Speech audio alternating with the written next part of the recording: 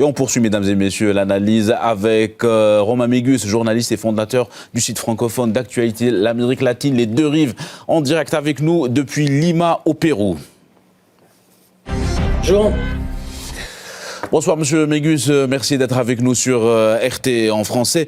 Alors Monsieur Mégus, cette intervention américaine au Venezuela démontre une fois de plus, d'ailleurs on vient de l'évoquer avec Antoine, démontre une fois de plus la politique de Washington en Amérique latine et cette doctrine Monroe. Oui, tout à fait. Alors, pour vos auditeurs, la doctrine Monroe, c'était donc au 19e siècle une stratégie de sécurité nationale des États-Unis qui prévoyait que le continent américain, toutes les ressources du continent américain appartenaient aux États-Unis et donc faisait de facto les pays latino-américains comme le précaré, comme votre invité l'a mentionné. Et dans l'optique de l'époque, c'était l'Amérique aux Américains. Alors il faut entendre l'Amérique aux États-Uniens, bien entendu. Il s'agissait d'expulser les anciens empires coloniaux européens. Aujourd'hui, le monde a changé. Nous sommes dans le monde multipolaire et Washington a publié sa stratégie de sécurité nationale, donc il y a un mois, dans lequel il parle de retour à la doctrine Monroe. Il ne s'agit plus d'expulser les empires coloniaux européens, mais en tout cas d'en expulser son principal concurrent économique, la Chine, et de remettre la main, on l'a vu d'ailleurs les dernières semaines dans les déclarations de Donald Trump, où il considère que les ressources naturelles du Venezuela et de l'Amérique latine sont propriété des États-Unis. Donc évidemment, là, il s'agit d'une vision continentale que l'on l'a vu s'exprimer à travers les bombes et la barbarie de cette nuit. Monsieur Mégus, comment percevez-vous les scénarios à venir, notamment dans le contexte du silence de l'opposition vénézuélienne ? Alors, j'ai entendu, et évidemment, l'Union européenne parler de transition, mais là encore, je crois qu'il faut analyser la situation telle qu'elle est à Caracas. Le président et sa femme ont été enlevés, séquestrés, comme dans un mauvais western. En revanche, la continuité constitutionnelle est assurée.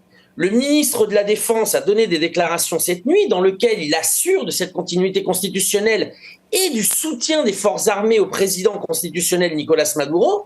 La vice-présidente s'est elle aussi exprimée. Or, normalement, c'est à elle que revient la charge de l'exécutif. Le pouvoir législatif est en place, les pouvoirs régionaux et municipaux sont en place, le pouvoir judiciaire aussi. Et on a vu par exemple des hommes forts du chavisme, Diosdado Cabello, apparaître, alors que tous ces gens avaient été donnés pour morts par des fake news, apparaître et appeler les Vénézuéliens à la défense de la patrie. Donc, c'est-à-dire que la continuité constitutionnelle de la révolution bolivarienne est assurée pour l'instant. Je veux dire, une transition qui ferait venir Madame Machado se heurterait à une résistance civile, militaire et policière de la part des Vénézuéliens sur tout le territoire national. Monsieur Mégus, vous connaissez bien le Venezuela et toute l'Amérique latine.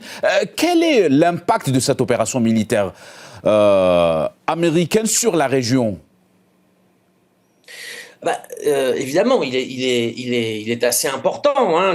Ça faisait depuis plus de 30 ans que les États-Unis n'avaient pas bombardé un pays de l'Amérique latine. Je rappelle que la communauté des États latino-américains et caribéens avait déclaré l'Amérique latine zone de paix. Donc évidemment, il y a des conséquences, c'est-à-dire beaucoup de pays, et je pense à ces pays dirigés par des caisses enregistreuses de Washington, comme l'Argentine actuelle, le Chili de M. Cast, la Bolivie de Rodrigo Paz, le Pérou de José Geri et j'en passe, qui sont finalement plus des pays souverains, mais des porte-paroles de Washington dans la région. Et ces pays vont encore plus s'aligner derrière les intérêts, non pas nationaux, mais les intérêts des États-Unis dans la région. Et puis, le message est passé, pour tous ceux qui voudraient s'opposer ou faire une politique nationale souveraine et autonome, ils se heurteraient à la menace militaire des États-Unis. Donc c'est évidemment un message très fort que Washington a envoyé, c'est-à-dire c'est le retour du colonialisme le plus barbare. Et puis, dans tous ces pays, il y en a un quand même qui a beaucoup à perdre, c'est le Brésil, parce que le Brésil, aujourd'hui, est relégué à une voie diplomatique de faible importance, alors qu'il se voudrait un des moteurs de la région et du monde multipolaire. Le Brésil va devoir assumer des conséquences ici de l'intervention de Washington assez forte. Donc évidemment, il y a évidemment tout ce que je viens de dire, et puis le message évidemment passé à la Chine, n'est-ce pas? Washington met en place la stratégie de sécurité nationale qu'il a publiée il y a un mois et qui vise à expulser ses principaux concurrents économiques, la Chine ou d'autres du continent. Monsieur Mégus, quelles sont les répercussions économiques de cette opération américaine, en sachant bien que le Venezuela possède quand même 20% des réserves du pétrole dans le monde? Alors, voyez-vous, la veille de se faire capturer, le président Nicolás Maduro se réunissait avec Monsieur Qiu Xiaobi, qui était l'envoyé spécial de Xi Jinping pour évaluer la coopération stratégique. Il y a eu la révision de 600 accords économiques, commerciaux, la veille de sa capture. Donc, la Chine est présente au Venezuela et je pense n'entend pas abandonner ce pays ou n'entend pas du coup revenir sur les accords commerciaux, économiques qu'elle a passés en tant que pays souverain.